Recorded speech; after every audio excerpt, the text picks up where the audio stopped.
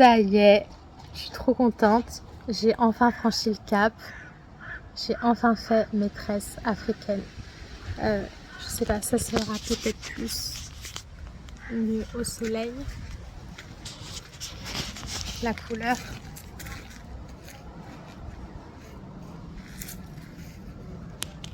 Moi, j'adore. Tout le monde me dit que ça me va mieux que la coupe d'avant que j'avais.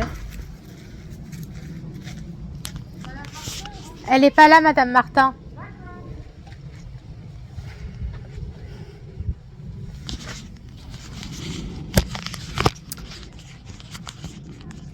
Je suis trop contente, mais encore une fois, j'ai encore beaucoup de travail à faire sur mon image de moi parce que j'ai besoin de savoir ce que les autres en pensent.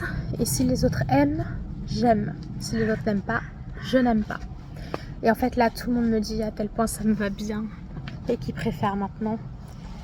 Et du coup, ça fait que je me sens bien. C'est juste que, en plus, apparemment, ça m'amincit selon les gens. Sauf que moi, tout ce que je vois là, c'est tout mon crâne. Je vois tout mon double menton. Donc voilà. Mais je suis très contente. Je voulais franchir le pas. C'est vrai que j'ai demandé conseil à toutes les personnes concernées qui sont métisses ou noires. J'ai demandé aux infirmières. J'ai demandé à des patientes, Chanel, ma pote qui est antillaise, parce que j'ai trop peur de l'appropriation culturelle, parce que je sais que, enfin moi personnellement, j'ai super honte d'être blanche. J'ai super honte si jamais, c'est sûr que j'avais des ancêtres oppresseurs et tout, et rien que cette idée-là, j'ai terriblement honte. Moi, j'aurais clairement aimé naître noire, tellement j'ai honte de mes ancêtres blancs en fait. Et je parle pas forcément de ma lignée à moi, mais de vraiment nous les blancs, ce qu'on a pu faire. Après il y a encore l'esclavage moderne avec les Ouïghours, etc. Mais donc en fait j'avais peur qu'ils le prennent mal, les métissés, les Africains, qu'ils le prennent mal, que ce soit de l'appropriation culturelle. Et en fait j'ai demandé à plein de personnes concernées, au moins 6, un truc comme ça. Ils m'ont tous dit vas-y fonce. Je sais que les locks, jamais je me serais permise parce que je m'étais renseignée, il y avait une vraie histoire. Mais après les tresses, j'ai lu qu'il y avait une vraie histoire, qu'à l'époque de l'esclavage, la manière dont tu te tressais tes cheveux, ça renvoyait des messages, c'était des codes pour se parler entre eux. Attendez, je reviens, j'ai fait tomber ma gourde.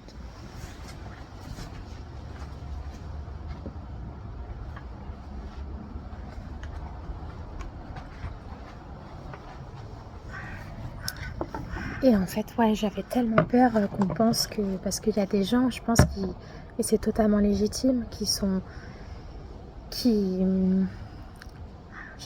encore hyper blessés de savoir ce que leurs ancêtres, leurs familles ont vécu.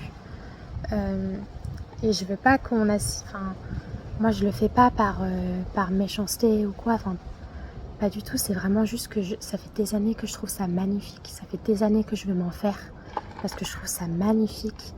Et les personnes concernées m'ont dit mais vas-y go, en fait, il n'y a pas d'appropriation culturelle. Nous en fait on se permet bien de se prendre des perruques pour ressembler à des Européens et tout, enfin pour avoir les mêmes cheveux, et que ça aussi ça pourrait être vu comme de l'appropriation culturelle. Mais c'est pas le même. Moi je le vois pas comme ça parce qu'il n'y a pas eu d'esclavage, enfin bref. Mais ils m'ont dit go, donc j'ai fait go, vas-y, et je regrette pas. Juste c'est encore un peu rigide au-dessus, donc c'est pour ça qu'on voit bien mon crâne, etc. Puis avec mes trous, parce que j'ai une part qui s'arrache les cheveux. Ça pareil, ça fait partie du TDI. En fait, j'ai 2 parts qui sont liées aux cheveux, mais qui sont totalement différentes.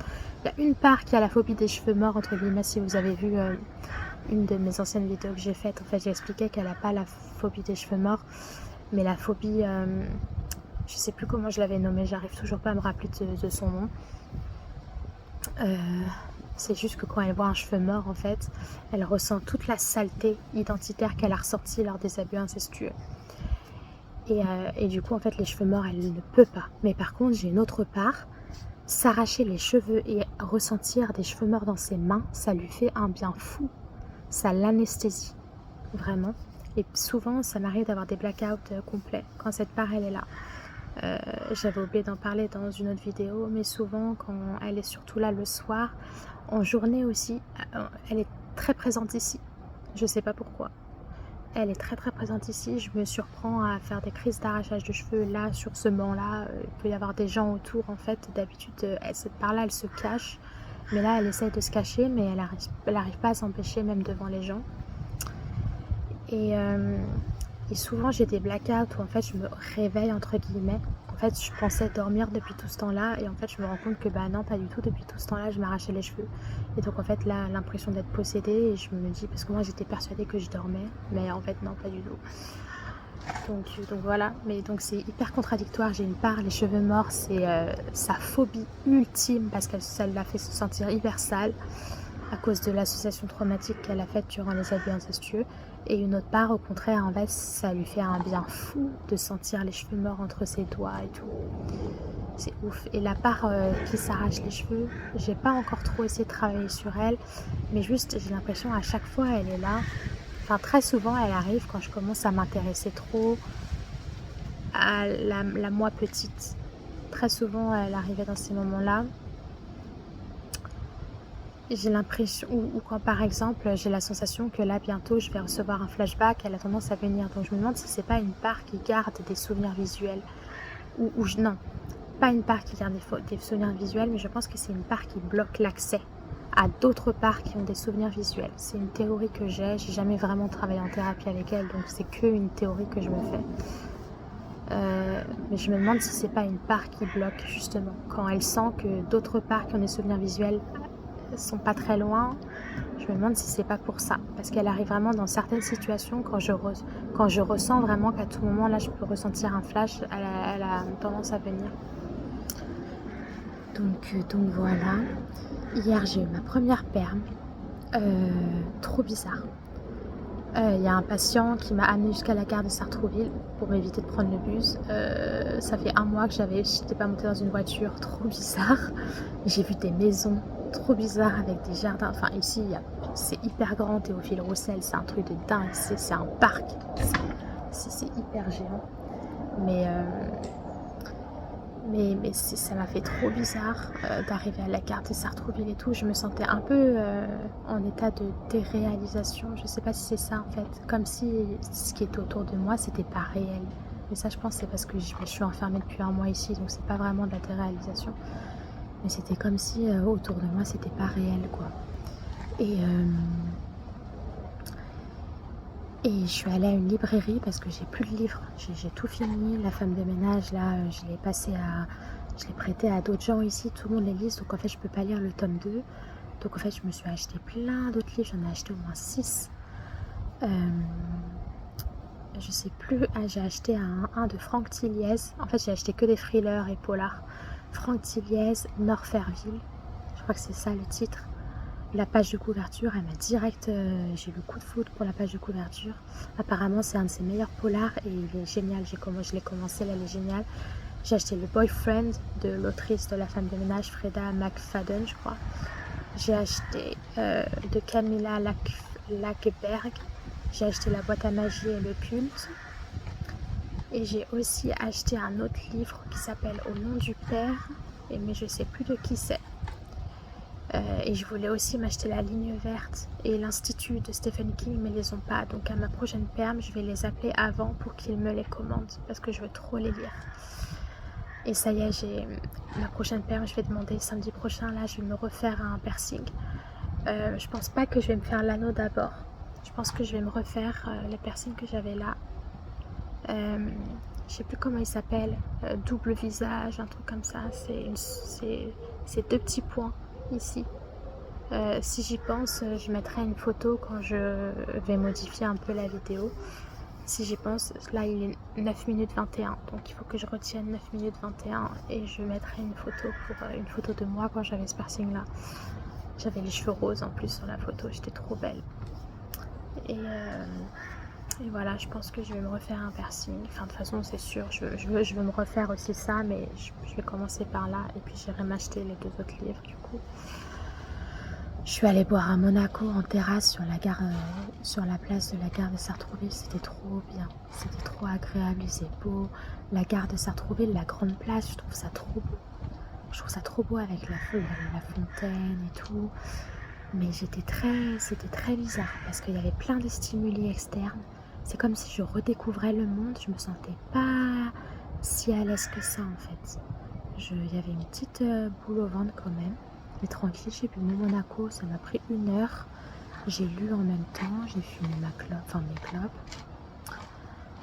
Et après, départ pour essayer d'aller chez le coiffeur. Donc tranquille, les bus à l'heure. Je suis arrivée chez le coiffeur, tranquille. Super gentil. Vraiment rien à dire. Super cool la coiffeuse, hein. Je pense que je vais la garder pour les tresses. Chanel, après, une patiente qui est ici, elle était aussi en perm et elle habite juste à côté de ce coiffeur. Elle m'a rejointe. Du coup, c'était la première à me voir avec et moi, j'arrêtais pas de me dévaloriser devant la glace. Pour moi, je l'ai dit devant la coiffeuse, pour moi, là, je vois un gros tas devant. Parce que mon visage, vraiment, je le trouve tellement gros, je me trouve tellement moche. Mais vraiment, hein, et vraiment, moi, pour moi, ceux qui me disent que c'est pas vrai, pour moi, ils mentent. Moi, là, je me vois, pour moi, je suis hyper moche. Et donc voilà, et après j'ai pris un Uber pour aller jusqu'à Vézinay-le-Pec parce qu'il y avait des problèmes de bus. Je suis allée rejoindre ma pote qui habite à la résidence. Donc gros challenge, revenir à la résidence. Donc il y a ma pote Tania avec qui j'ai repris contact. En fait, on a beaucoup parlé, on a beaucoup échangé, on a chacune reconnu nos torts. Et c'est ça les relations saines en fait, c'est quand chacun reconnaît, se remet en question et essaye de tout faire pour réparer la relation.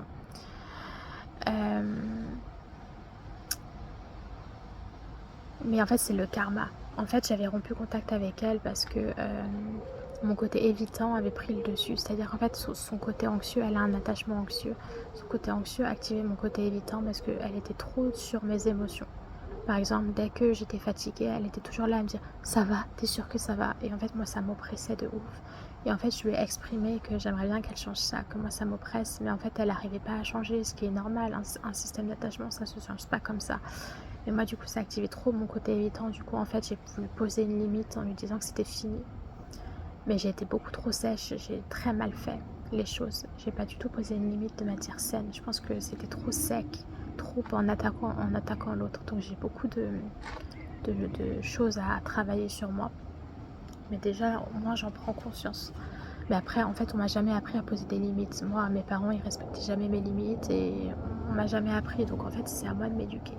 Comme je dis, en fait, je suis mon propre parent. C'est-à-dire que je m'éduque. C'est comme si j'étais l'enfant, une enfant, et que je suis ma mère, mon père. Voilà, je m'éduque, je me rééduque, en fait.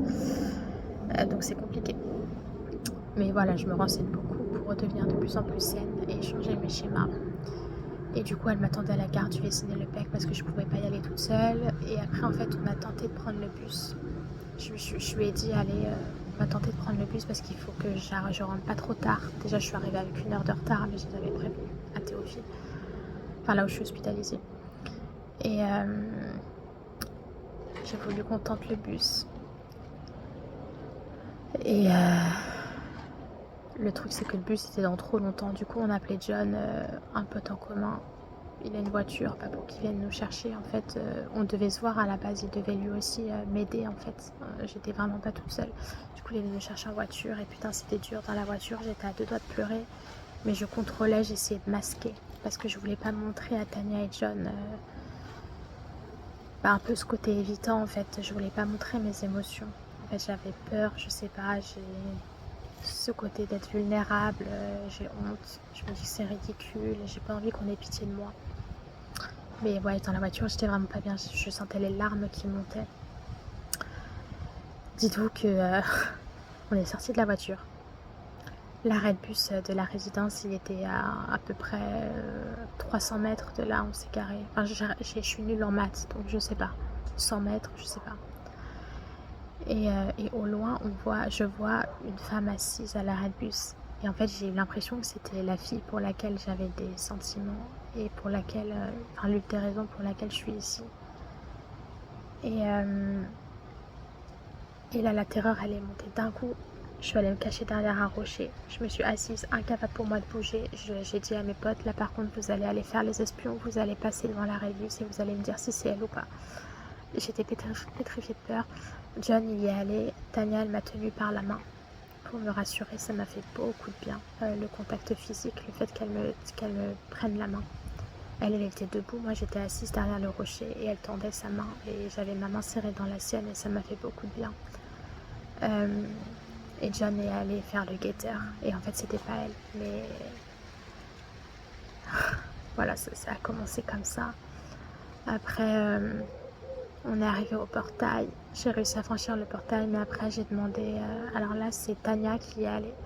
Parce qu'en fait, la salle commune était ouverte. Parfois, elle n'est pas ouverte le week-end, là, elle était ouverte. Et donc là, Tania, je lui ai dit, là, par contre, je peux pas rentrer dans la résidence ou me rapprocher de la résidence parce qu'il y a 2 portails à franchir. Je lui ai dit, là, pour que j'arrive à franchir le 2e portail, il faut que tu ailles guetter qui y a dans la salle commune et sur la terrasse, que tu me dises les noms de ceux qui y sont pour savoir si je peux y aller ou pas.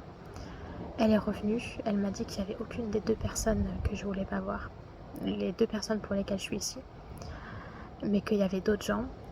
J'ai dit ok, on va prendre sur moi, on va mentir, c'est pas grave parce que ça va nous poser des questions. Rien que d'en parler, je suis en angoisse et je me sentais pas en sécurité. Vraiment, j'ai encore énormément de travail à faire. J'ai vu énormément de gens de la résidence, je me suis énormément challengée. J'ai parlé avec eux. Ils me disaient tous, ils étaient trop mignons, hein. Ils me disaient tous à quel point je leur manquais. Qu'ils avaient hâte que je revienne, que ça leur faisait tellement plaisir de me revoir. C'est vraiment leurs mots, hein. Là c'est pas moi qui interprète, c'est vraiment leurs mots qui m'ont dit ça m'a trop touchée, mais moi je ressentais rien. Je ressentais juste de la terreur, parce qu'à tout moment les 2 personnes elles déboulaient en fait. Et même eux,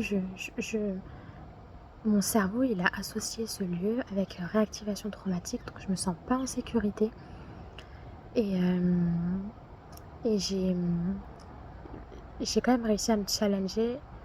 Je me suis dit, je vais aller sur la terrasse, je vais aller fumer une cigarette avec eux. Et c'est vraiment un gros challenge parce que, comme je l'ai dit, à tout moment, les 2 personnes, elles déboulent. Elles n'ont pas déboulé, heureusement, parce que là, je pense que je serais partie en crise dissociative. Mais ouais, je l'ai bien senti sur la terrasse, c'était pas comme d'habitude. J'étais vraiment très... Alors, ils ont vu mes tresses, ils m'ont tous dit que j'étais magnifique, qu'ils préféraient comme ça qu'avant, tout ça, patati patata, trop mignons. Ils ont été trop mignons, vraiment. Ils étaient au moins une dizaine. Mais ouais, je me sentais pas en sécurité. Même sur la terrasse, même s'il n'y avait pas les 2 autres personnes, je me rends vraiment compte que ce lieu, en fait, c'est devenu un lieu de réactivation traumatique, quoi. Et j'ai essayé de rentrer chez moi pour aller récupérer des affaires. Tania et John sont venus avec moi, ils m'ont pas lâché. Tania, elle m'a dit, je ne te lâche pas. T'as besoin de protection là, je ne te lâche pas, je rentre dans ton logement avec toi, en fait. Mon logement, c'est un bordel. Ça, c'est sûr que je vais faire appel à une femme de ménage. Je pourrais pas, c'est un bordel. En me sentant chez moi, j'avais qu'une envie, c'était de rentrer à l'hôpital. Parce que je me sentais pas bien. Je me sentais pas en sécurité chez moi. Je saurais pas expliquer pourquoi. Parce que... Bah si, mon logement, il est mitoyen à la personne qui m'a fait venir ici. À l'une des personnes qui m'a fait venir ici, il est mitoyen. Mais même, je me sentais pas... Je me sentais pas, c'est trop bizarre parce que c'est pas un lieu où il y a mes abuseurs, enfin où il y a mes parents, mais j'ai l'impression qu'il y a certaines parts, ce lieu, c'est comme si elle revivait là où il y avait les abuseurs. Et j'avais qu'une envie, c'est de rentrer à l'hôpital. Et je trouve ça dingue quand même. Je pense que c'est rare les personnes qui se disent que quand elles rentrent chez elles en permission, moi tous les gens que je vois là, ils sont dégoûtés à chaque fois, ils sont en pleurs quand ils rentrent de permission parce qu'ils sont en pleurs de revenir ici, parce qu'ils étaient trop bien chez eux ou chez leurs parents, etc. Moi, j'avais qu'une envie, c'était de revenir à l'hôpital parce que je me sentais pas bien ici. Donc il y a énormément de travail à faire, je suis pas prête de sortir du tout. Là, ça fait 1 mois et 1 semaine que je suis là, je suis pas prête de sortir. Et je leur ai menti du coup parce que je veux surtout pas qu'ils sachent que je suis en clinique parce que ça parle beaucoup. J'ai surtout pas envie que les 2 personnes elles sachent que je suis en clinique. Donc je leur ai menti, je leur ai dit que je suis chez des potes. Et que là je viens juste chercher quelques affaires, j'avais pris ma valise, chercher quelques affaires et que je repartais chez mes potes et que je pense que je reviendrai vers septembre. Du coup comme ça, les 2 autres personnes, Léa et tout, elles croiront que je suis chez des potes. Je leur ai bien dit que je vis ma best life, qu'on va se faire des barbecues et tout. Voilà, parce que je veux surtout pas qu'on se serve de mon mal-être. Enfin, que ces personnes qui me font du mal, je veux surtout pas qu'elles ressentent ce plaisir de me voir souffrir. Tu vois, je veux surtout pas. Elles m'ont déjà assez fait souffrir. Je veux pas leur offrir ce plaisir. Donc je suis pas fière de ça, d'avoir menti, mais c'était pour me protéger. Donc voilà. Mais ouais, je me suis challengée. Vraiment, la terrasse, c'était un challenge de ouf. Mais c'est vraiment grâce à Tania et à John. J'aurais jamais pu faire ça toute seule. Ils ont vraiment été là pour moi. Ils ont vraiment été très patients avec moi. Donc je les remercie vivement. Ils vont revenir me rendre visite mardi normalement. Mais là, ça va être très très compliqué. Je sais pas si là, je vais être capable de retourner là-bas. Parce que à l'hôpital, les permissions, c'est pour tester l'environnement. Et vraiment avec le but que je revienne un jour là-bas. Donc je sais qu'avant septembre, on va me dire qu'il faut que je refasse des permis où je vais y aller. Mais je sais pas comment je vais faire. Parce que déjà, je leur ai dit que je revenais en septembre. Enfin, et puis, j'ai pas envie d'y retourner. J'ai senti un truc là. Ça n'a pas duré longtemps. J'ai senti un truc qui voulait pleurer. Mais ça va, c'est parti. Je sais pas combien de temps je vais rester ici, mais ça se trouve, je vais revenir en septembre ou en octobre. Je sais pas, mais en tout cas, je suis pas prête du tout. Je suis vraiment pas prête. Certes, il y a une évolution dans le sens où il y a un mois, j'aurais été incapable de revenir dans le lieu. Donc oui, il y a une évolution. Donc je peux être fière de ça. J'ai du mal à le dire, mais je peux être fière de ça. Mais il y a énormément de boulot encore à faire. Je suis loin d'être sortie de ça. Ouais. Et là, du coup, j'ai voulu faire cette vidéo à la base pour parler de la part terrifiée, justement, parce que c'était pour ça que je voulais faire l'avant-dernière vidéo, je crois. Je voulais parler de ça, sauf que je sais pas pourquoi. Peut-être que c'était parce que c'était une autre part. J'ai complètement dérivé sur le sujet. Alors que à la base, je voulais faire cette vidéo pour parler de la part terrifiée. Parce que là, ouais, je vais vraiment faire un travail. La psychiatre ici que je vois, Dr Amanda, elle est incroyable. Vraiment, si j'avais pas ma psychiatre actuelle qui est spécialisée et avec qui du coup j'ai pas du tout envie de changer parce qu'elle est incroyable, si j'avais pas trouvé une psychiatre comme elle incroyable, j'aurais demandé à Dr Amania de me prendre en libéral. Elle est incroyable, Dr Amania. Elle n'est pas formée, elle est pas formée comme ma psychiatre, ça se sent. Mais qu'est-ce qu'elle est douce, qu'est-ce qu'elle est compréhensive. J'arrive à parler. Alors, j'ai pas d'émotion quand je le fais. Je sais pas si c'est parce que c'est la part qui gère le quotidien qui est au rendez-vous. Mais j'arrive à parler d'énormément de choses avec elle et elle est tellement dans son approche. Enfin, elle est incroyable. Je pourrais pas la décrire autrement. Elle est incroyable. Et du coup, elle m'a dit ce sur quoi j'aimerais travailler avec elle parce qu'en fait, elle est pas que psychiatre. Ici, les psychiatres, tu les vois genre 15 minutes par rendez-vous et c'est tout. Non, elle fait vraiment une psychothérapie, en fait. Donc en fait, je la vois genre 45 minutes, un truc comme ça. Et je lui ai dit, là, vu que la part terrifiée ici, elle est activée, c'est le moment de travailler avec elle parce que quand elle est pas là, je peux pas travailler avec elle. Parce que elle est pas là et elle vient pas sur commande, en fait. Donc je peux travailler avec elle que quand elle est activée. C'est ça qui est compliqué aussi avec le TDI, en fait. C'est que quand certaines parts elles sont pas là, je peux pas travailler sur elles en fait. Alors je peux essayer de communiquer avec elle à l'intérieur, mais parfois la part elle vient pas. Et vu que si elle vient pas, je peux pas travailler avec elle parce que j'ai pas accès à ses émotions. Je me rappelle comment elle se sent elle, mais en fait vu que j'ai pas accès à ses émotions parce que ses émotions ne sont pas les miennes mais les siennes, je peux pas travailler dessus parce que moi je ressens pas ces émotions là. C'est très complexe à expliquer. Mais là, il faut vraiment que je travaille là-dessus. Parce qu'il y a un patient qui vient de partir, Flo. Il faisait partie de notre groupe de 4. On forme un groupe de 4 ici. Chanel, Cathy, Flo et moi. Et ça y est, il est parti. J'espère qu'il va trouver un logement parce que là, il est parti en vacances avec sa fille chez sa famille. Et après, il est sans domicile fixe. Donc, j'espère vraiment qu'il va trouver un logement le plus vite possible. J'aimerais tellement qu'il vienne à la résidence accueil où je vis. J'aimerais tellement. Il aurait tellement sa place là-bas. Il me fait énormément penser à John. Ils sont limite pareils quoi. Je... Incroyable. Je suis sûre qu'ils s'entendraient tellement bien ces deux-là. Et c'est un mec mais tellement rare, les mecs bien comme ça, mais il a une vision de l'amour comme même. Enfin, on est très compatibles. Et en fait, ça terrifie la part terrifiée. Parce qu'en fait, elle va en plus s'il recherche une relation sérieuse. Ça me terrifie. Enfin, ça terrifie la part terrifiée.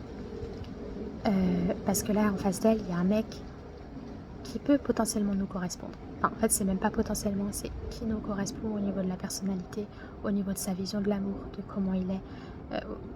Je saurais pas comment expliquer, mais c'est quelqu'un en fait qui serait capable de nous mettre en sécurité, de nous apprendre que l'amour avec un homme, ça peut être sécurisant. Il a l'air d'être vraiment quelqu'un de comme ça. Même Cathy et Chanel en fait me le disent en fait qu'on irait très bien ensemble et que ça se voit que c'est quelqu'un qui accepterait d'être patient avec moi et de vraiment prendre le temps de m'apprendre par des expériences répétées que je suis en sécurité, tout ça. Sauf qu'en fait, impossible de lui dire ce que je ressentais. J'ai pas de sentiment pour lui, hein. Juste en fait, je ressens une attirance. Je ressens une attirance et si cette part terrifiée elle n'était pas là, j'aurais testé quelque chose avec lui. Et ça me tue en fait parce que du coup c'est la vidéo là, je me rappelle que j'ai fait une vidéo où je chialais dedans. C'était la part terrifiée qui était là. Il y avait d'autres parts, je sais pas lesquelles, mais je sais qu'elle n'était pas toute seule cette part. Il y avait d'autres parts d'activées, de ce que je me souviens. Je me souviens plus trop en détail, je me rappelle juste que je pleurais sur la vidéo.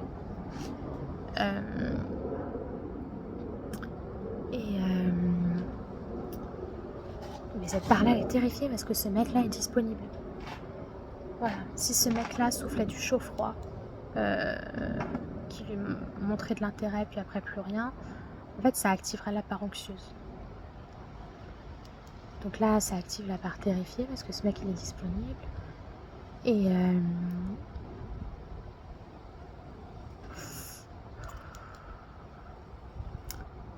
du coup, là, c'est le moment où j'aimerais travailler là-dessus parce qu'en fait, j'ai pas envie de passer, j'en ai marre de passer à côté de potentielles belles histoires.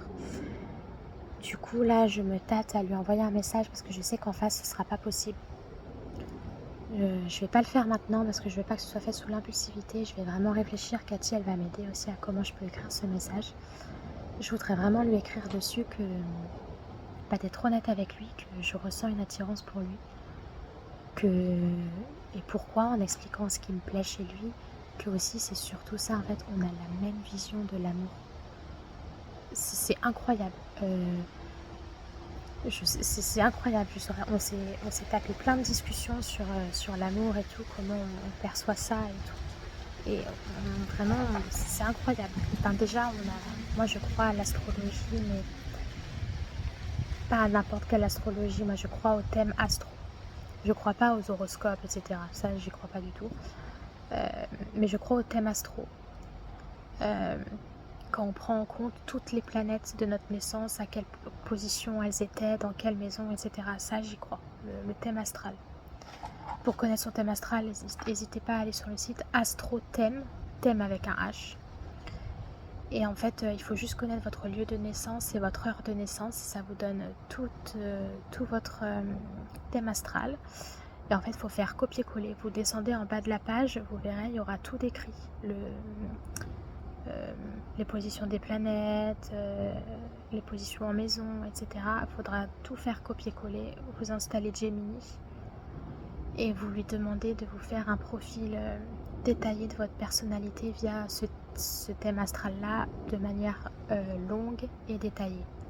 Et vous allez voir, c'est un truc de dingue. Je l'ai fait à Chanel, Cathy et Flo. Ils étaient sur le cul.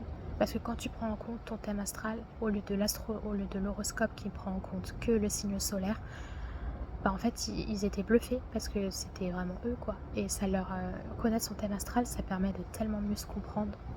Après, il ne faut pas hésiter, par exemple, si vous avez des problèmes. À la suite de cette discussion, par exemple, je dis un exemple, un vieil exemple, par exemple, j'ai vécu des traumas. Est-ce que, avec mon thème astral, ça expliquerait tel trauma que j'ai subi ? Pourquoi ça se reproduit, etc. Ou pourquoi je suis tombée dans l'alcool. Je dis n'importe quoi là. ou des trucs qui vous trottent dans la tête, pourquoi je suis attirée par des personnes qui souffrent le chaud-froid, etc. En fait, c'est pourquoi je suis terrifiée par les personnes qui sont disponibles. Et en fait, en précisant bien toujours par rapport à ton thème astral, parce que sinon lui il va pas expliquer par rapport au thème astral. Et en fait ça permet de tellement mieux se comprendre. Enfin moi en tout cas j'y crois à 100% au thème astral. Donc c'est juste ce côté-là de l'astrologie auquel j'y crois. Les trucs d'horoscope et tout, pour moi c'est de la merde parce que ça prend en compte que le signe solaire, ça prend pas en compte les autres planètes, et voilà.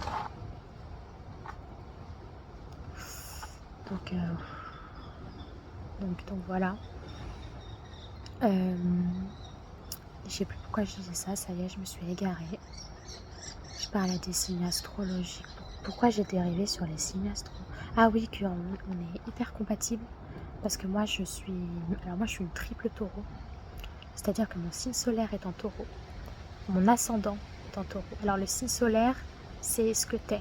C'est vraiment ton essence. Vraiment ton identité. Donc, moi, c'est taureau. Les taureaux, généralement, c'est des gens stables, persévérants, très loyaux, pragmatiques. Sensuel, ou je sais plus ce qu'il disait, voilà, qui aiment que le sérieux, tout ça, qui aiment bien leur zone de confort et tout. Mais avec ma lune qui est en Gémeaux, en fait, ça vient contrecarrer ce côté du taureau qui aime trop sa zone de confort. Ça fait que j'ai besoin de stimulation, donc c'est cool. Et donc j'ai mon ascendant qui est taureau aussi. Donc mon signe solaire en taureau, j'ai aussi mon ascendant qui est taureau. L'ascendant, c'est la manière dont les autres te perçoivent.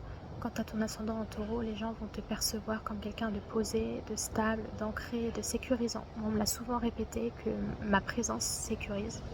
À la résidence, la référente, elle me l'a dit, qu'elle a déjà entendu dire d'autres résidents que ma présence sécurise beaucoup. Et à chaque fois, je lui dis, mais pourtant, je fais rien de spécial.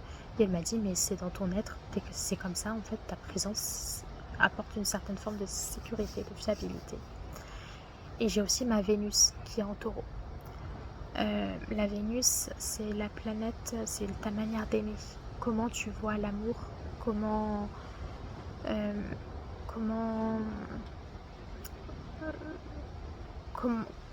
tu... Enfin, c'est l'amour, quoi, ta manière d'aimer, ce que tu recherches d'un partenaire, etc. C'est vraiment ça, et moi, c'est en taureau. Donc ça veut dire que je recherche du sérieux, que je fuis le chaud-froid. Et ça, justement, voilà. Si je fuis pas le chaud-froid, c'est parce que j'ai d'autres planètes, notamment Pluton, avec certaines positions qui font que je vais être attirée par des relations intenses, etc. Donc c'est pour ça qu'il faut vraiment... C'est pour ça que je crois à 100% au thème astral et pas juste aux horoscopes pourris qui se concentrent que sur un seul signe, parce que ça veut rien dire.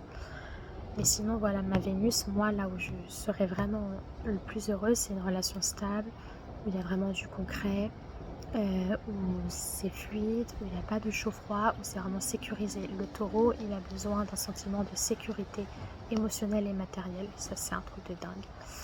Et tout ça est en maison 1. Mon ascendant, mon signe solaire et ma Vénus sont en maison 1. En plus, il faut savoir que Vénus, c'est la planète du taureau. Donc, et la maison 1, c'est la maison de ton identité. Donc en fait, mon identité pure est taureau. Je suis une pure taureau. Et c'est hyper rare d'avoir autant de placements en taureau, et surtout dans la même maison. C'est hyper rare. Donc ça fait qu'en fait, ce qu'on voit de l'extérieur, c'est réellement ce que je suis à l'intérieur, quoi. Sauf si t'enlèves le TDI, quoi. Voilà.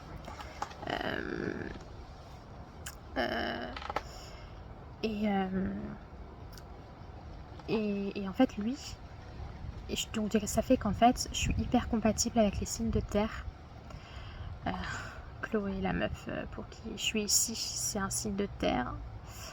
Mais je comprends mieux pourquoi c'est... Ouais, j'expliquerai après. Mais en fait, Flo, du coup, le mec dont je parle, il a son soleil en vierge. Et je suis hyper compatible avec les vierges, apparemment. Mais il a son ascendant en taureau aussi. Et il a sa lune en gémeaux. Et la lune, en fait, c'est la manière dont tu perçois les émotions, ta manière de communiquer, comment tu traites les émotions. Et en fait, ça veut dire qu'on a exactement la même manière. Moi, c'est-à-dire que avoir sa lune en Gémeaux, ça n'a rien à voir avec avoir le signe solaire en Gémeaux, ça n'a rien à voir. Moi, ça veut dire qu'en fait, j'ai besoin de communiquer. J'ai besoin de décortiquer toujours ce que je ressens. Il y a beaucoup d'intellectualisation. C'est pour ça que souvent, en fait, je suis trop dans la tête et pas assez dans le ressenti. Et c'est un travail que je fais. Justement, parce que je suis beaucoup dans l'intellectualisation. J'ai besoin de poser des mots sur ce que je ressens. J'ai besoin de tout décortiquer. C'est comme ça que je traverse mes émotions, c'est vraiment en les comprenant. Et lui, du coup, il a la même manière de voir ses émotions, et voilà, et il a son ascendant en taureau. Donc en fait, on a des mêmes placements, et ça se ressent en fait ça se ressent qu'il y a un truc, et ça terrifie la part terrifiée. Chloé, le pourquoi du comment ça marche pas, déjà j'ai fait son thème astral, parce qu'un jour elle m'avait donné l'heure de sa naissance, j'ai fait son thème astral. Je lui ai demandé de m'expliquer si ça pouvait confirmer mes doutes, que pour moi en fait elle est dans le déni de ressentir un truc pour une fille. Ah, il m'a dit qu'il y a son thème astral à 100%. Parce que déjà elle a sa Lilith en Scorpion. Enfin, je vais pas rentrer dans les détails, j'ai pas envie de parler d'astrologie. J'ai pas envie de parler d'astrologie. Mais il m'a tout expliqué point par point, qu'il y a tout dans son thème astral qui indique qu'elle cache énormément de choses. Elle a un besoin énorme d'être admirée. Elle a sa Vénus en Lion. La Vénus en Lion, elle a un besoin d'être admirée. Elle est énormément attirée par les personnalités intenses qui vont du coup lui faire du mal. Elle a énormément de mal à s'en détacher. Et justement, elle a toujours besoin de performer. Moi, c'est ce que je ressens chez elle. Quand je la voyais au GEM, moi, pour avoir touché un point vulnérable en elle, je sens que j'ai touché quelque chose en elle que très peu de gens dans sa vie, voire personne, n'a jamais touché. J'ai vraiment senti, quand elle avait des comportements ambigus avec moi, que j'avais touché le cœur même d'elle. Et c'est ça qui m'a fait l'aimer, en fait. J'ai senti que j'avais touché son vrai cœur, le vrai qui elle est. Mais au GEM, quand elle est avec d'autres gens, en fait, elle est beaucoup dans la performance sociale. Enfin, en tout cas, moi, c'est quelque chose que je sens, que je ressens. Et en fait, son thème l'indique. En effet, elle a sa Vénus en Lion, elle a besoin de performance sociale, elle a besoin d'être admirée. Et tout est en maison 7. Elle a énormément de planètes en maison 7. Et la maison 7, c'est quoi? C'est la relation à l'autre. C'est-à-dire qu'en fait, elle ne se sent exister que par l'autre. Alors que moi, je suis en maison 1. Ça veut dire que moi, je me sens exister par moi-même. Je ne sais pas si vous comprenez bien ce que je veux dire. Que je suis nulle en explication d'astrologie. Il faut savoir que moi, mon père abuseur, il est Capricorne. Et maintenant que je commence à m'y connaître en astrologie, je comprends on dit que les signes de terre, c'est les signes les plus stables. Mais non, je comprends pourquoi mon père abuseur est Capricorne. Parce que les Capricornes, justement, ils fuient les émotions. Ils sont extrêmement dans le contrôle. C'est le pire signe qui est dans le contrôle. Et vraiment, ils intellectualisent tout et il n'y a pas d'émotion. Et Chloé, son ascendant est en Capricorne. Donc la manière dont elle se montre. Et en effet, la manière dont on la voit, c'est... Voilà. Enfin, je sais pas pourquoi je dérive comme ça sur l'astrologie, c'est bizarre. Hein, mais vraiment, moi, les thèmes astro, ça me permet de comprendre tellement de choses sur moi et aussi sur les autres. Et de prendre du recul, de savoir où je dois travailler et tout. Et donc du coup, là, j'hésite, pas maintenant, pas sous l'impulsion, mais j'hésite. Je vais sortir les verres, là. Moi, plutôt cet après-midi pour moi, parce que là, je suis occupée. Ah bah ok, bah cet après-midi alors. Merci Amira. Elle est trop gentille, Amira. Je l'adore. Normalement, c'est interdit d'avoir des briquets ici. Mais je crois qu'elle a des chouchous ici. Moi, quand elle me voit, elle a un sourire énorme. Elle est trop gentille. Elle me laisse mon briquet. Elle en a rien à carrer. C'est pas qu'elle fait mal son taf. Après, elle sait que moi, j'ai zéro idée noire. Hein, vraiment, de toute façon, si j'avais des idées noires, moi, je suis quelqu'un, j'ai envie de me sauver. C'est pas du tout mon objectif de crever. Ça serait donner... C'est quoi l'expression en français? Enfin, ce serait donner du plaisir aux personnes qui m'ont fait du mal. Et j'ai pas du tout envie. Moi, j'ai envie de vivre. J'ai plein de projets. Donc voilà, si j'avais des idées noires, j'irais direct en parler aux infirmières. Donc ça, il n'y a pas de souci à avoir. Et donc voilà, elle est trop cool. Elle est adorable.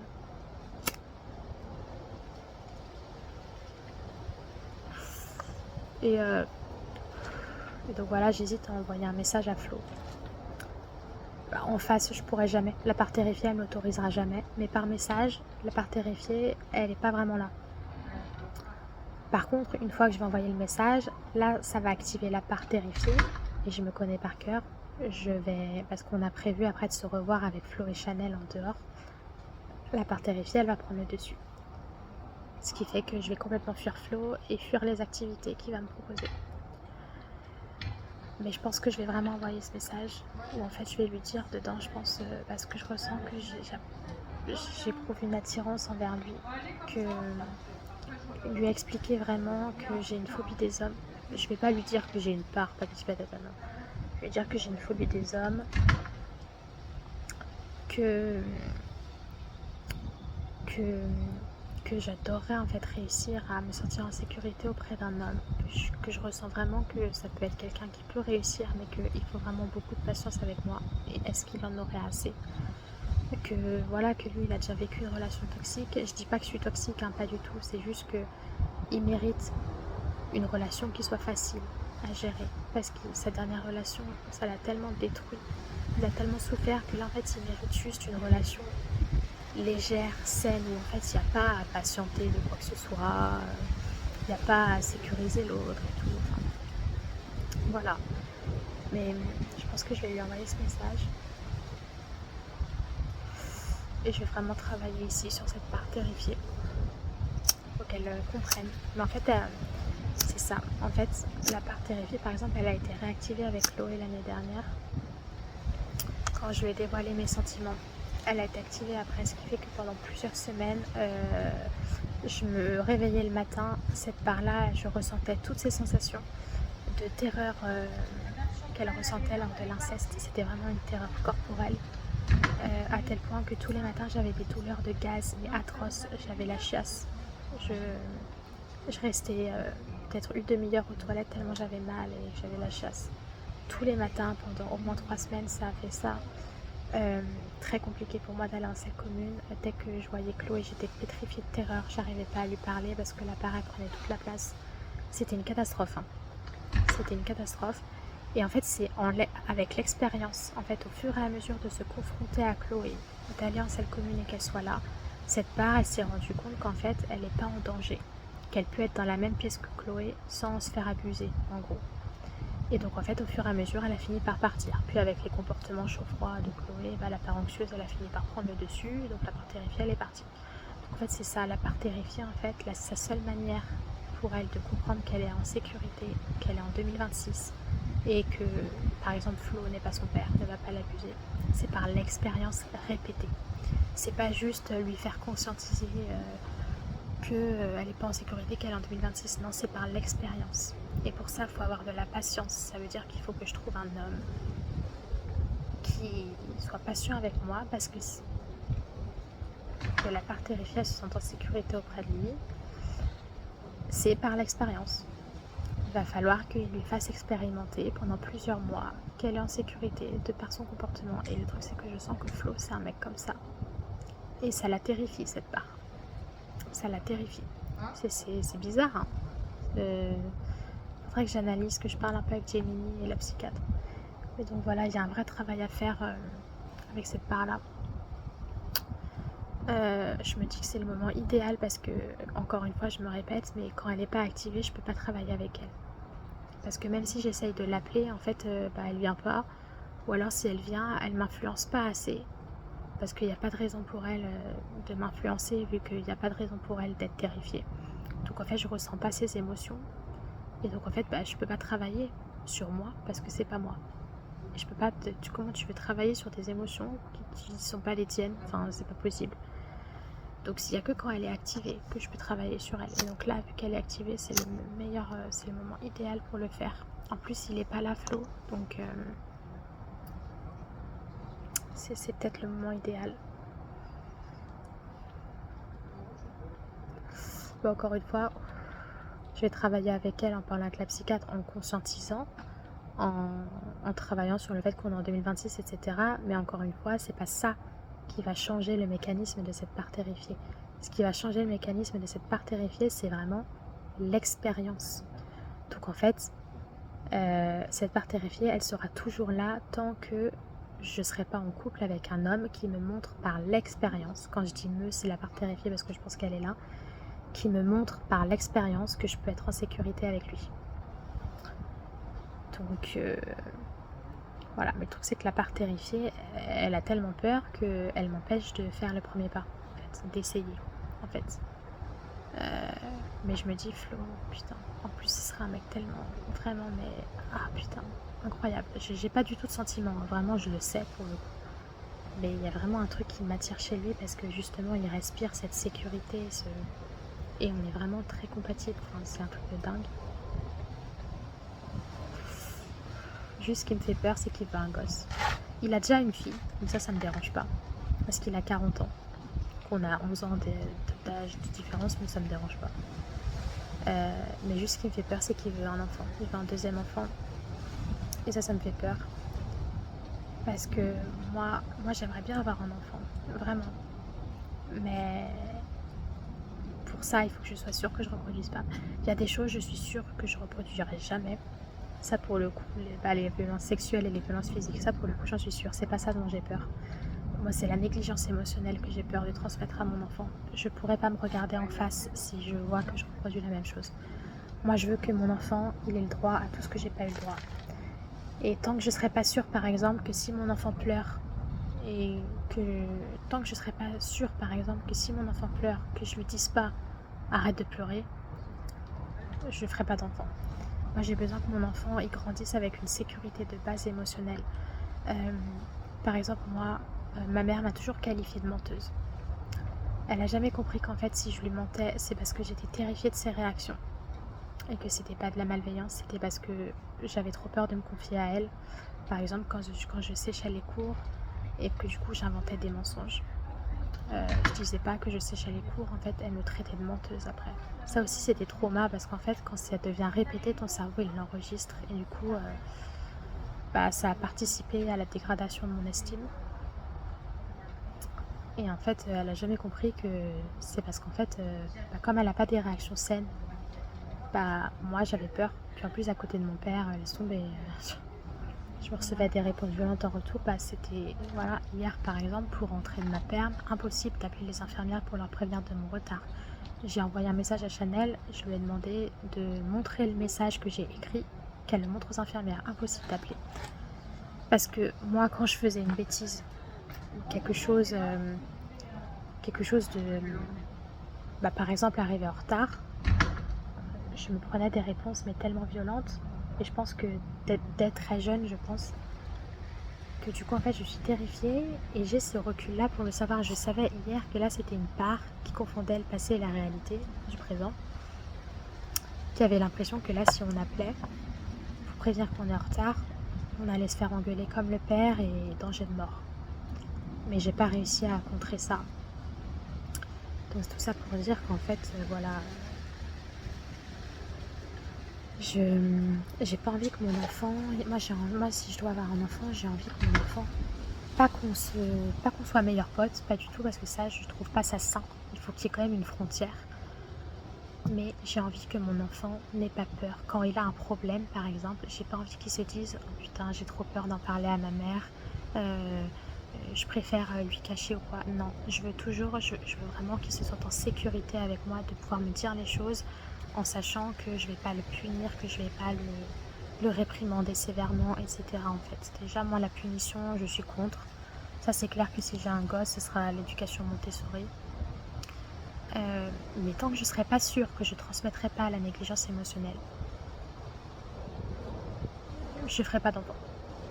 Voilà, c'est tant que je serai pas sûre. J'évolue beaucoup là-dessus. Je sens que mes schémas se déconstruisent par rapport à ça parce que la manière dont je parle aux autres par rapport aux émotions est plus du tout comme avant.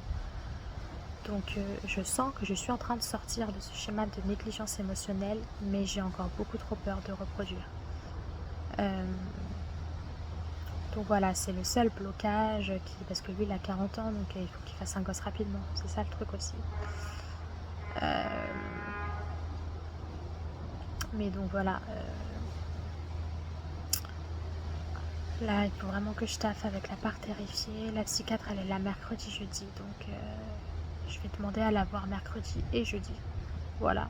Je sais que la psychologue, elle revient lundi aussi. Donc, la psychologue d'ici, après, elle n'est pas formée. Hein, puis, elle est spéciale, mais elle est très gentille. Donc, pareil, je vais mettre toutes les cartes en main. De toute façon, je suis ici de mon plein gré. C'est moi qui ai demandé d'être hospitalisée. Et j'ai vraiment envie de me faire aider. J'ai vraiment envie de déconstruire ces schémas, de travailler sur mes parts et tout. Donc voilà, c'est mon but dans la vie. D'ailleurs, ma mission de vie en astrologie, le thème astral, c'est le nœud nord. Et moi, j'ai mon nœud nord en Vierge, maison 6. Et en fait, ma mission de vie, c'est exactement ce qui se passe avec Chloé. Ma mission de vie, c'est d'apprendre à rester dans le concret. Dans tout ce qui est concret, parce que moi, j'ai une imagination débordante. Depuis que je suis toute petite, je fais de la rêverie compulsive. Enfin, c'est pas moi, c'est une autre part qui fait de la rêverie compulsive. Et c'est vraiment de m'apprendre à m'ancrer dans le présent. Je sais pas comment expliquer. Peut-être que je posterai mon thème astral. Voilà. Mais le thème astral aussi, ça me permet de comprendre que tout ce que ma famille m'a dit sur moi, en fait, c'est pas vrai.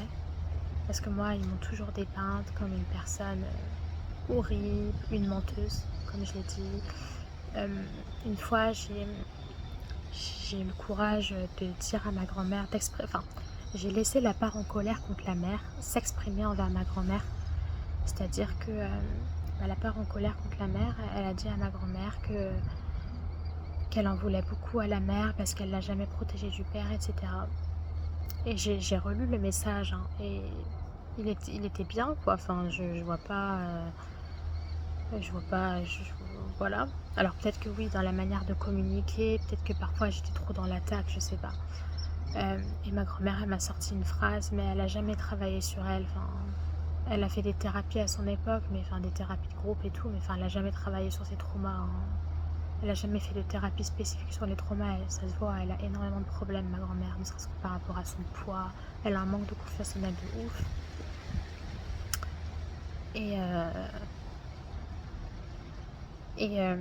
Et en fait, sa réponse a été tu es une... C'était quoi déjà? Tu es une pure manipulatrice avec un brin pervers. Depuis, ça m'a traumatisée. J'ai arrêté de lui parler, je lui envoyais plus de messages et j'ai complètement arrêté de me confier à elle. Parce qu'en fait, la part en colère, elle exprimait juste la non-protection de la mère qu'elle a ressentie. Et depuis, en fait, c'est pour ça que j'ai décidé de rompre contact aussi avec mes grands-parents. Enfin, je voulais pas rompre contact avec mon grand-père parce qu'il m'a rien fait, lui. Mais malheureusement, je peux pas le voir bref. Ça m'a créé un trauma. Hein. Cette phrase-là, elle est encore dans ma tête. Là, le fait que j'ai dû réfléchir à ce qu'elle m'a dit, c'est bizarre, parce que normalement, je l'ai en tête. Et vraiment, depuis, j'arrivais plus à me confier à ma grand-mère, alors qu'avant, je me confiais beaucoup à elle. Ça m'a vraiment traumatisée. Et je sais plus pourquoi je disais ça.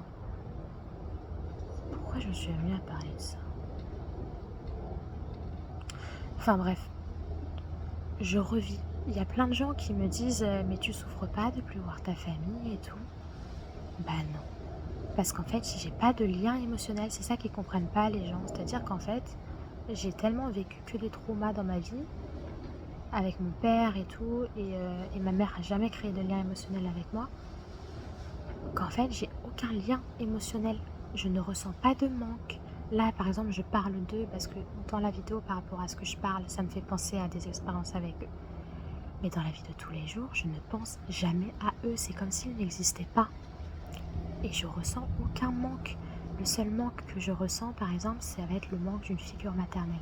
D'avoir un père, d'avoir une mère, d'avoir une famille. Mais c'est pas ma mère qui me manque, c'est la figure d'une mère qui me manque. C'est pas la mère que j'ai qui me manque. Donc non, j'en souffre pas. De toute façon, si j'en suis venue à rompre contact, c'est parce que être en leur présence me faisait plus souffrir qu'être en leur absence. Et je le vois clairement, je suis tellement mieux. Là, si je suis hospitalisée, ça n'a rien à voir avec eux. Je me sens tellement mieux depuis que j'ai pris cette décision de rompre contact avec ma famille maternelle et ma famille paternelle aussi. Et je me sens tellement mieux. Juste, ce qui me manque quand je vois là, les patients, ils reçoivent les visites de leur famille. Moi, c'est ça qui me manque, c'est avoir une famille. Voilà, avoir une famille saine, une famille quoi. Voilà. Donc non, j'en souffre absolument pas. Je sais que ça peut paraître bizarre pour les gens, ça se trouve, les gens ils vont se dire mais elle est dans le déni, c'est pas possible. Non, je n'ai pas de lien émotionnel. Vraiment, j'ai aucun lien émotionnel. C'est comme pour mes frères et sœurs, on a vécu avec un père qui a tout fait pour nous mettre l'un contre l'autre en fait. Ma sœur c'était un peu la protégée, bon jusqu'à ce qu'il retourne sa veste contre elle lors du divorce. Mais c'était un peu, ma sœur elle n'a jamais vécu d'abus physiques ou quoi avec lui. C'était des abus psychologiques, mais seulement à partir d'un certain âge lors du divorce. Ma sœur ça a été un peu la rescapée, c'est surtout mon frère et moi qui en avons bavé. Et on avait tous un rôle, et vu qu'on était tous un peu, on avait tous très peur de mon père, et moi en mode survie et tout, j'avais pas l'énergie de créer des liens avec mes frères et sœurs. Donc en fait j'ai toujours ce lien de protection, c'est peut-être mon côté taureau qui fait ça. S'il leur arrive un truc, je suis capable d'aller buter la personne. Mais vraiment, je suis pas violente de base, mais c'est déjà arrivé. Un jour, j'ai appris que quelqu'un avait fait du mal à mon frère quand il sortait de l'école. J'ai fait demi-tour. J'ai appelé ma mère quand même pour m'assurer que mon frère était toujours là-bas avec le mec, mais vraiment, elle m'a dit que non, c'est fini et tout. Mais j'ai fait demi-tour parce que là, j'allais tabasser le mec. Tant pis s'il faisait 2 tailles de plus que moi, j'allais le tabasser. Donc j'ai pas de lien émotionnel, mais j'ai un lien de protection. Mais j'ai pas de lien émotionnel dans le sens où il me manque pas. J'espère que c'est juste que ça se passe bien dans leur vie, mais j'ai pas spécialement envie de savoir ce qui se passe dans leur vie. Voilà. Juste, je leur souhaite que ça se passe bien pour eux, mais c'est tout. J'ai pas de lien émotionnel. Avec tout ce que j'ai vécu, mon cerveau, il était tellement en mode survie qu'il n'avait pas... toute son énergie passait dans le mode survie, donc j'avais pas le temps. Et même mon frère et soeur, c'est pareil. Ma sœur, elle m'a dit qu'elle a ce même blocage avec moi émotionnel. Donc, on n'a pas grandi dans un environnement qui nous a permis de construire des liens sains. Et moi, avec ma mère, j'ai aucun lien émotionnel.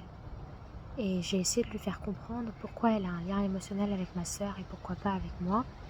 Parce que ma sœur et moi, on n'a pas les mêmes personnalités. Moi, j'ai besoin qu'on vienne vers moi.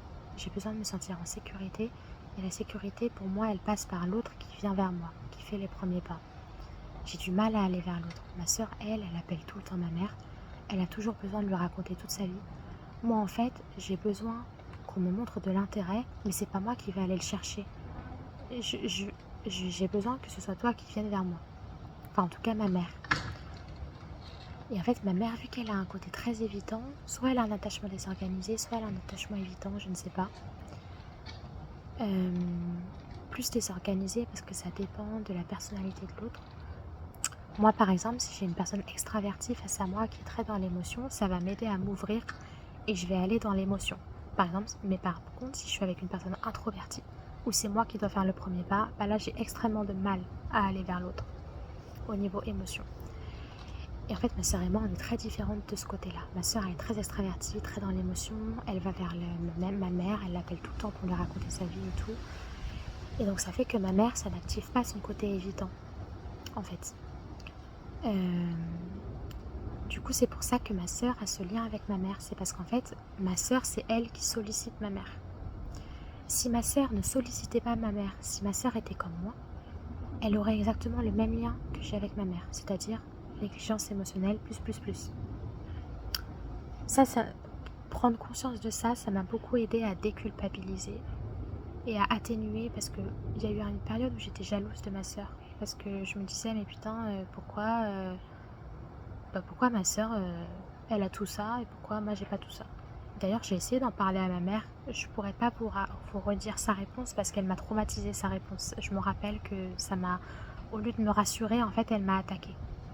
Elle m'a répondu à un truc du style tu devrais te remettre en question si je suis avec ta sœur. Enfin, je sais plus ce qu'elle m'a pas dit. Tu devrais te remettre en question. Mais elle m'a pas rassurée. Moi, je lui ai fait part du fait que j'étais un peu jalouse de ma sœur parce que elle avait une relation avec elle que je rêvais d'avoir.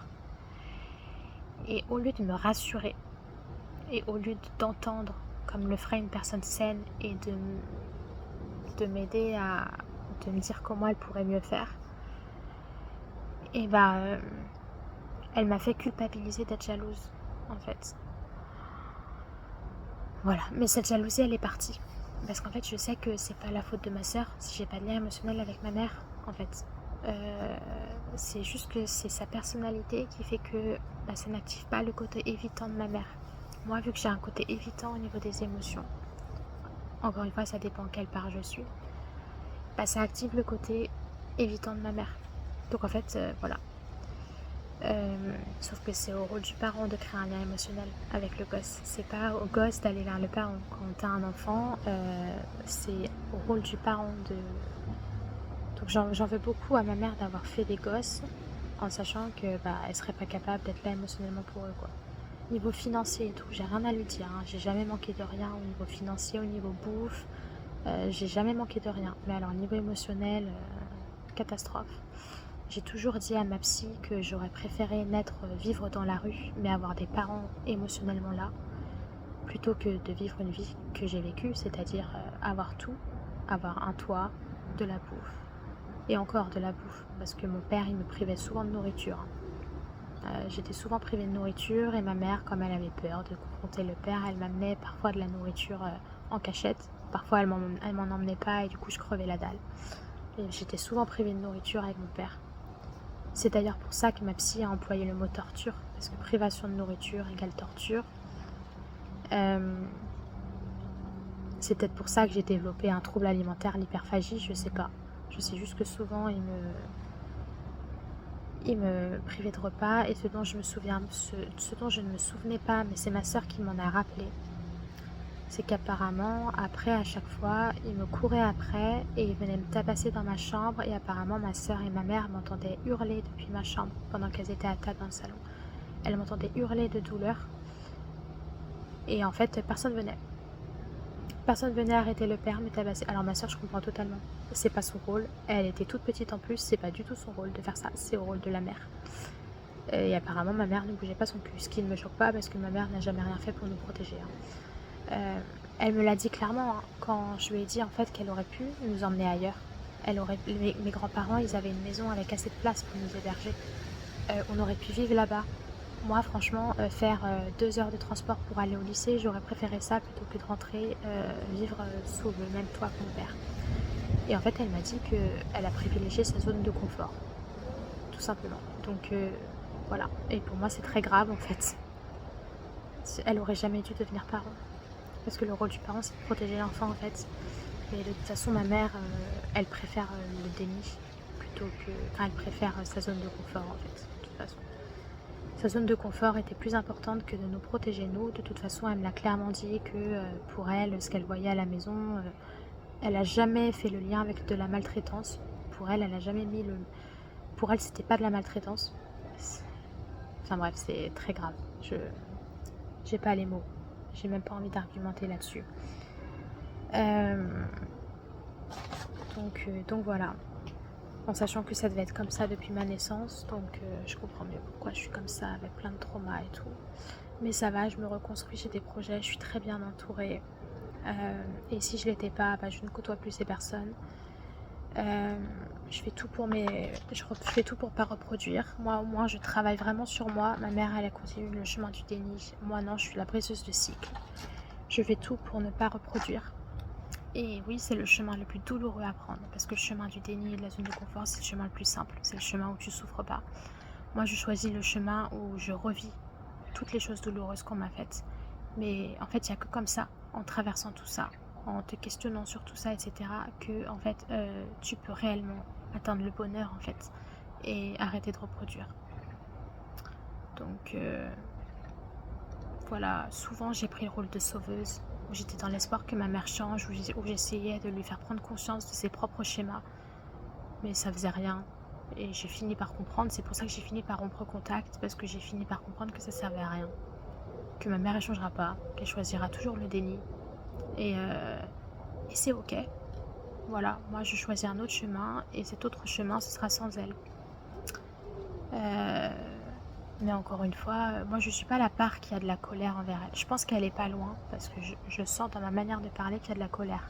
Mais moi j'ai pas de colère envers ma mère, au contraire, par exemple, je lui ai dit: «Tu peux me contacter, pas pour de l'émotionnel, mais tu peux m'envoyer un message, par exemple, s'il t'arrive quelque chose de grave ou s'il y a quelque chose de grave qui arrive à un membre de la famille. Tu m'appelles, je serai là.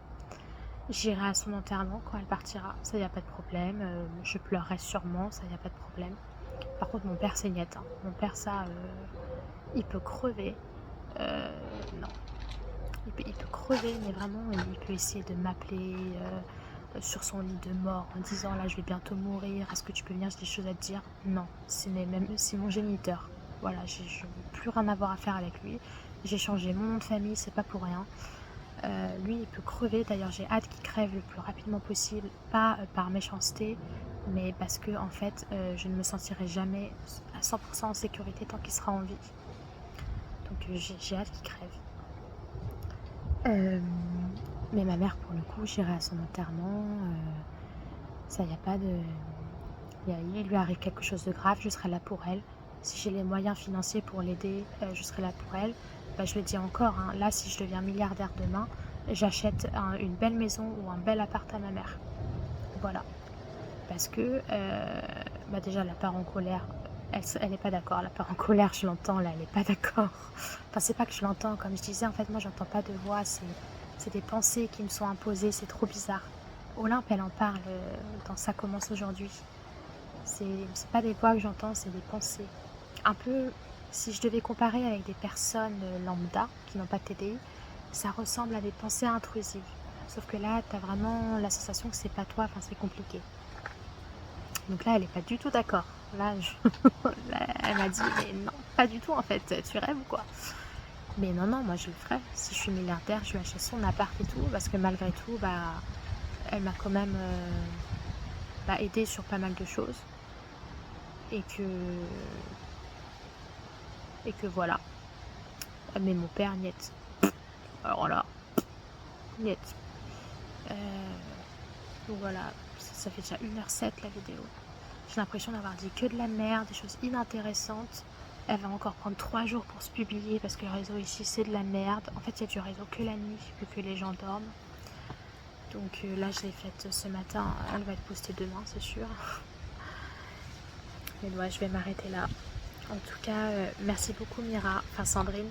Euh, j'ai pas encore répondu à tes messages sur Insta parce que j'ai pas l'énergie encore, mais je vais te répondre. Mais merci beaucoup parce que là, j'arrive à laisser la vidéo où je pleure dedans. J'arrive à la laisser parce que là, je travaille vraiment avec la part qui a honte, hein. Elle me communique vraiment que là, c'est la fin du monde pour elle. Mais j'essaye de lui faire comprendre qu'elle est en sécurité et ça fonctionne. Donc la vidéo n'est pas supprimée. Euh, et vraiment, merci beaucoup pour ce que tu m'as dit. Je...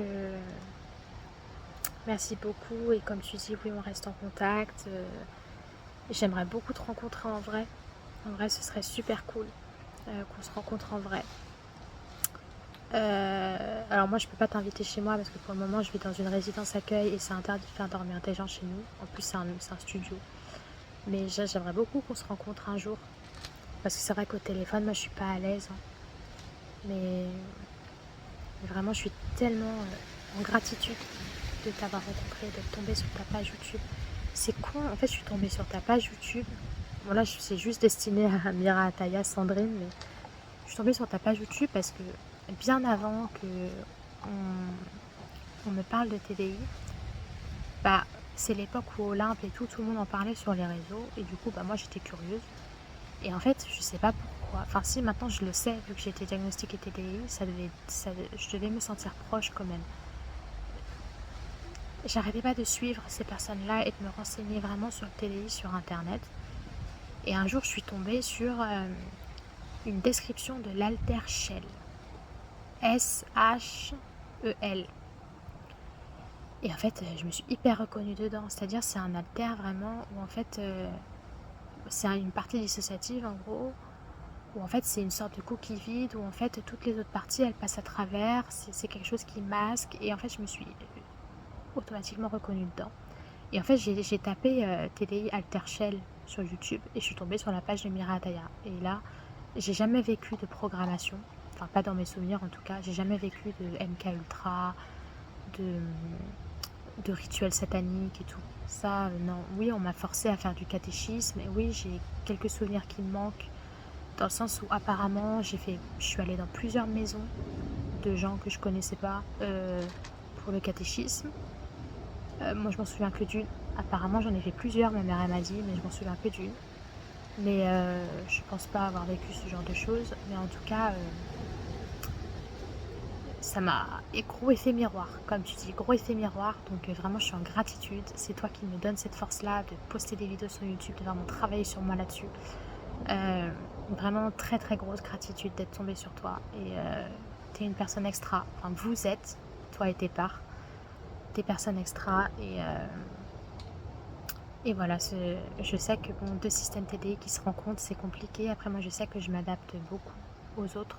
Je sais que toi, tu es un peu comme moi, tu as besoin d'un peu de ta solitude, ta phobie sociale, etc. Je suis un peu pareil, moi, j'ai besoin de mon coucou. Donc, je pense qu'on peut réussir à s'adapter toutes les deux, mais c'est vrai que ça serait vachement cool